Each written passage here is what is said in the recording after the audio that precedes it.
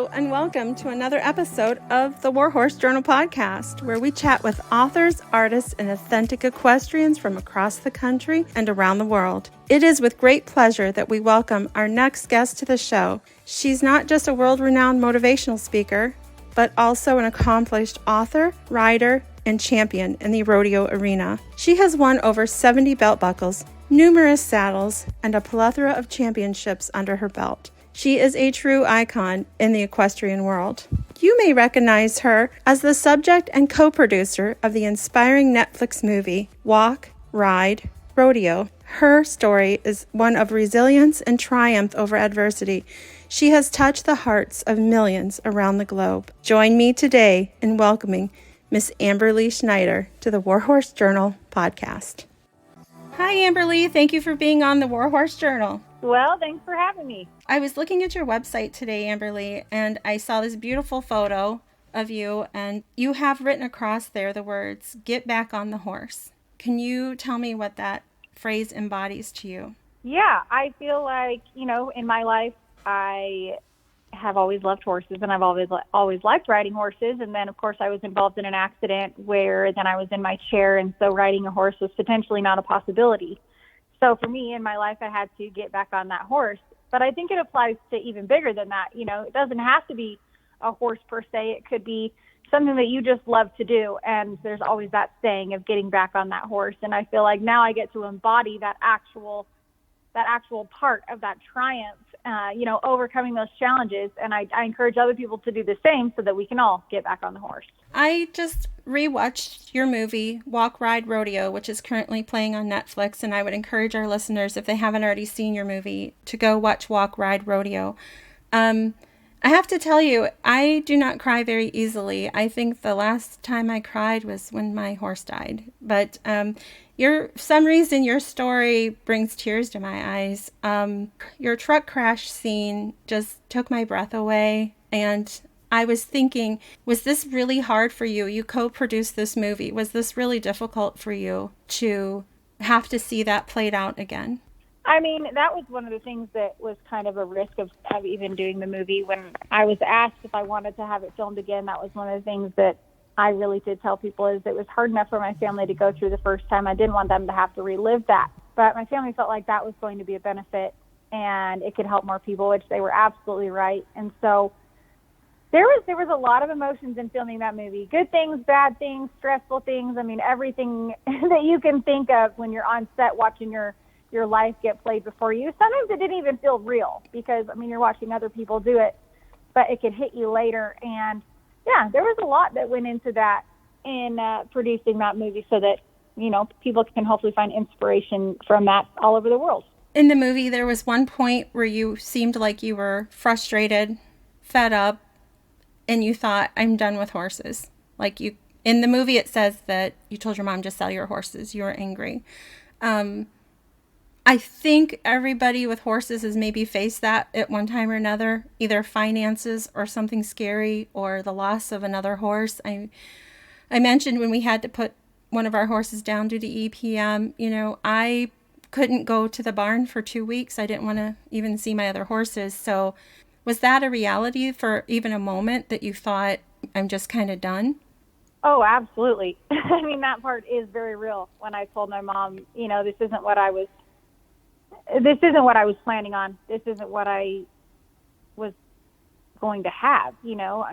I've loved horses and I rode them and I have all these plans and all these dreams and goals that I want to accomplish. And then now here I am in a situation that I can't do it like I could before. And the odds are definitely stacked against me. Heck, even now I can tell you I have a disadvantage in the arena. So yeah, there was a time when I just told my mom, I'm not doing it. This isn't going to be me anymore. And thank goodness she didn't sell my horses. She knew better than that. But I had to reevaluate just who I was and my value as a person. And even if it wasn't the same, could I still love it? And I'm really glad that we did, so that I could all come back and get back on and still compete and still do what I love to do.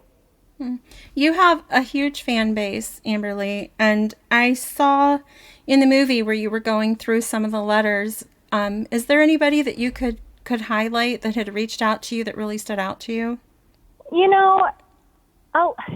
I wouldn't even know how to pick one. I feel like there's been so many that that have left like an impact on me, you know, throughout the time. And some people that their lives wouldn't even be where they are. They wouldn't even want to be here if not for hearing my story. And those ones that reach out to me, you know, humble me and remind me that I'm where I'm supposed to be. I think like you mentioned before, that your story has literally gone the circumference of the world, that you've had people reach out all over the place.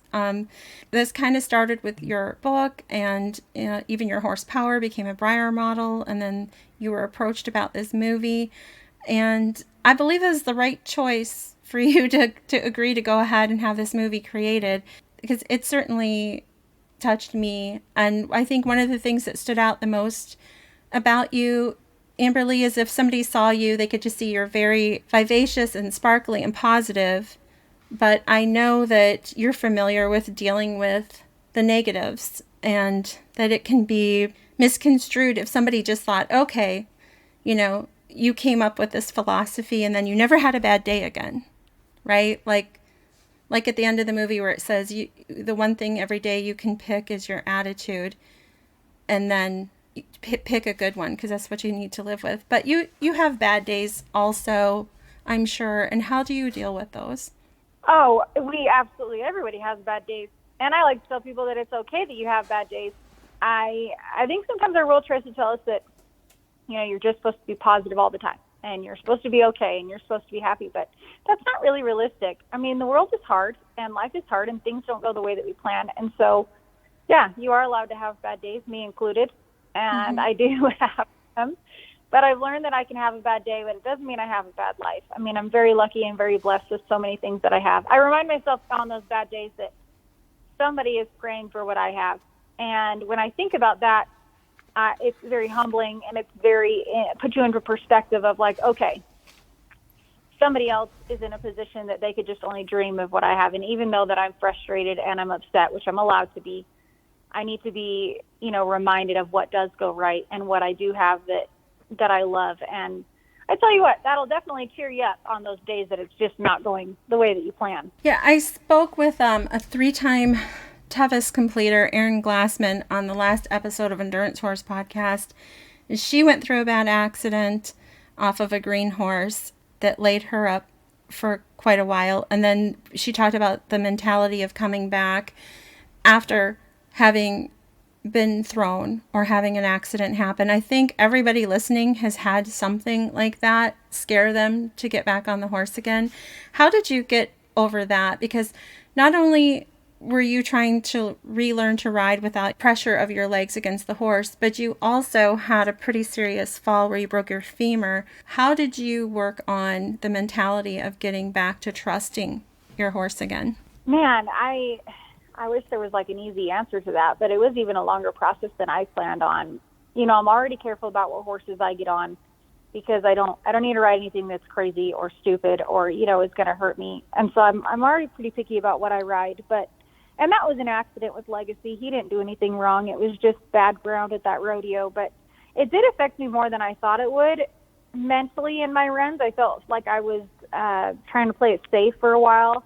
And I just decided I had to put me and him in a situation that we could be successful. So I went to places where I knew the ground was safe and built that confidence back up so that I could ask him for what I needed to be competitive at the level I want to be. And then we moved back into the rodeo world.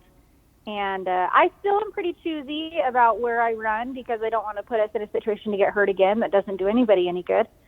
But, yeah, I had to learn a lot from that as far as where I run him at and what circumstances I'm willing to put us in. And he's a lot safer now. One of the things that I love / get frustrated with about him is that if he feels like the ground is dangerous, he safeties himself up. Like, he doesn't want to fall again. What do you look for in a barrel horse? Oh, man. For me, I want something with a little bit of fire. They have to have fire in themselves, because I can't pedal a horse along.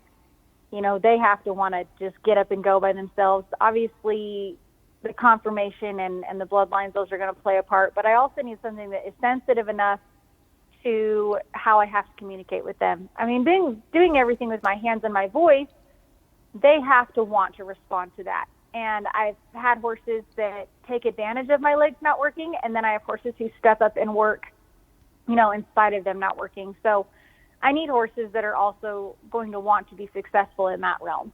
What made you fall in love with your sport, and what makes you keep going strong with it?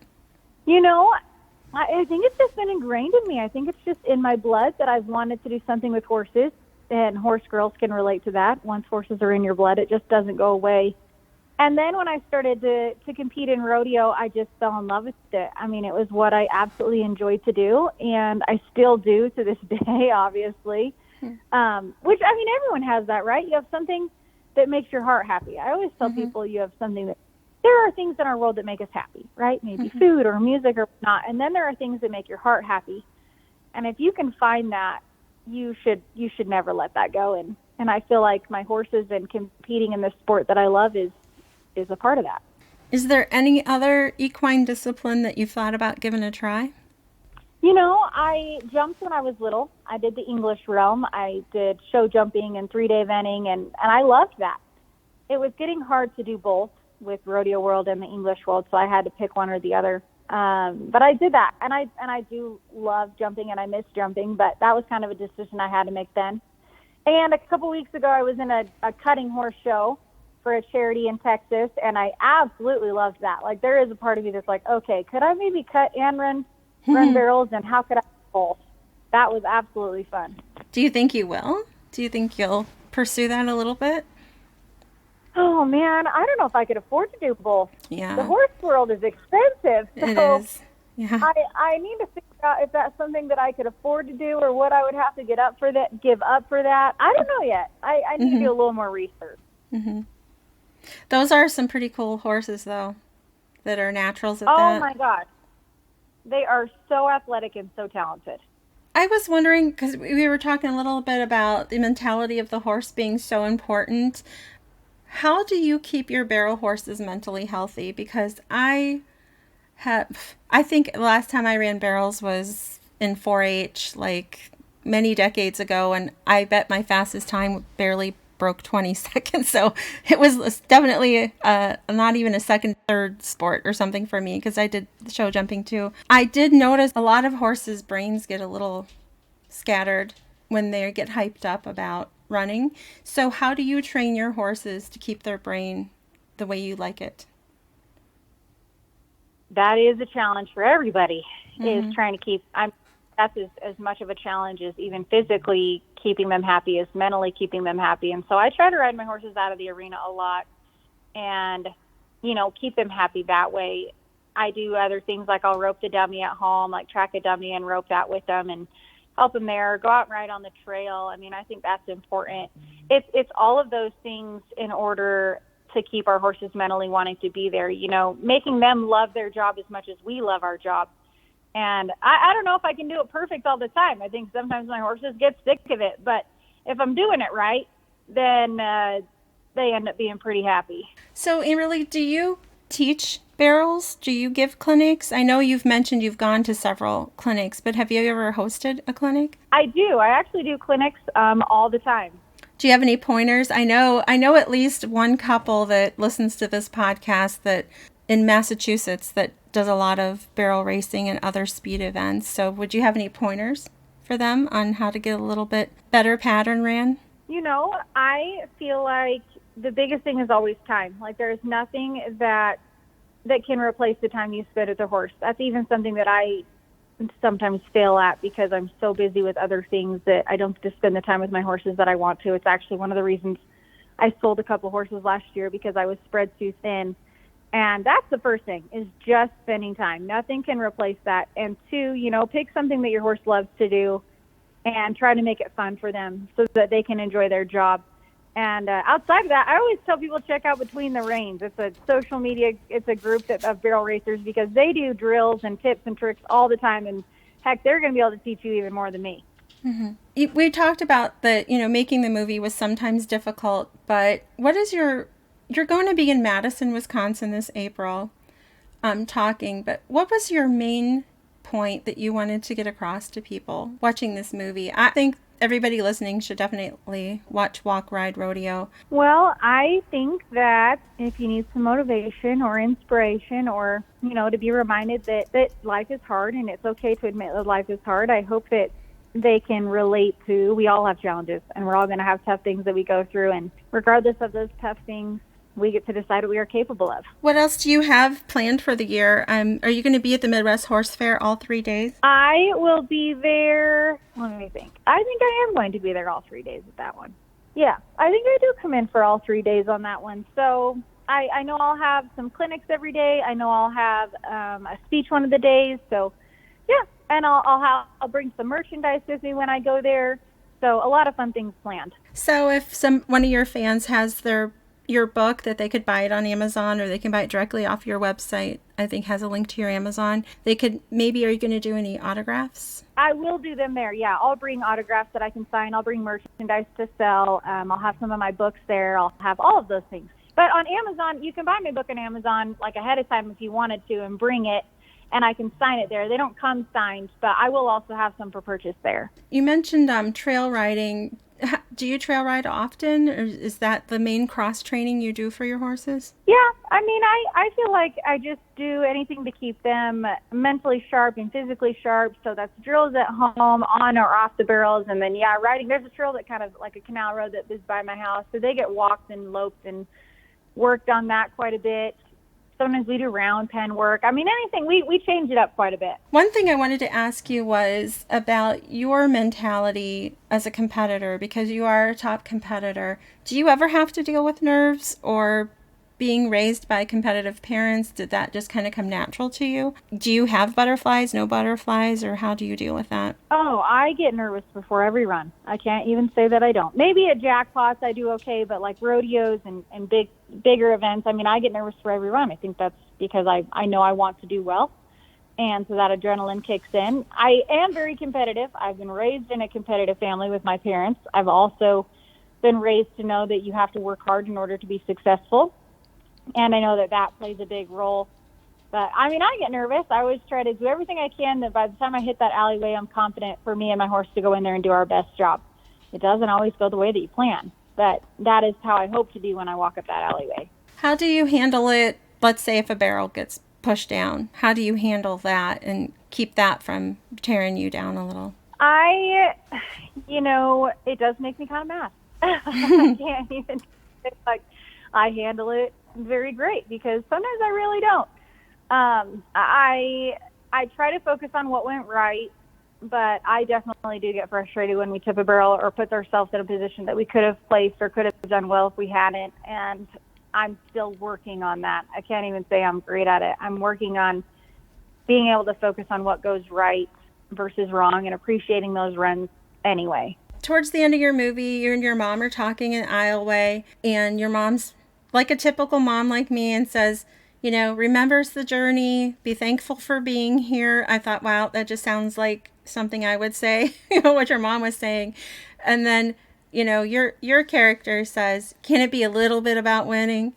And I thought there has to be a little bit more of a gem there, because I find that's a hard mentality to go between, of not letting yourself get too caught up in winning that you miss the journey, but not being so comfortable and just embracing the journey that you never want to win. So how do you... Yeah. Well, I mean, I like winning. I can't even pretend that I don't like winning.